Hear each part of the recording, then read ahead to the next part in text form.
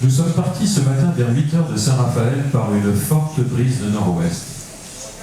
La mer sans vagues dans le golfe était blanche d'écume, blanche comme une nappe de savon, car le vent, ce terrible vent de Fréjus qui souffle presque chaque matin, semblait se jeter dessus pour lui arracher la peau, qui souvelait et roulait en petites lames de mousse éparpillées ensuite, puis reformées tout aussitôt.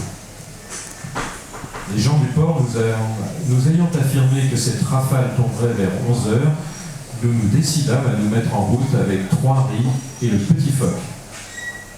Le you-you fut embarqué sur le pont au pied du mât, et le Bellamy sembla s'envoler dès sa sortie de la jetée. Bien qu'il ne portât presque point de toile, je ne l'avais jamais senti courir ainsi.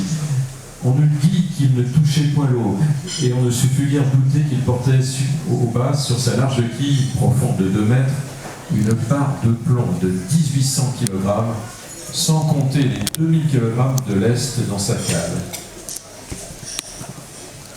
Et tout ce que nous avons à bord, en gréement, ancre, chaîne, amarre et mobilier.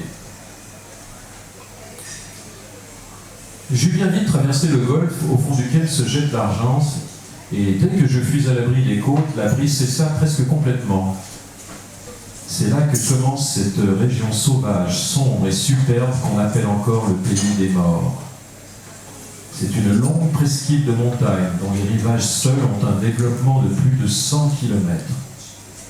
Saint-Tropez, à l'entrée de l'admirable golfe nommé jadis golfe de Grimaud, est la capitale de ce petit royaume sarrasin dont presque tous les villages bâtis au sommet de pics qui les mettaient à l'abri des attaques sont encore pleins de maisons mauresques, avec leurs arcades, leurs étroites fenêtres et leurs cours intérieures où ont poussé de hauts palmiers qui dépassent à présent les toits.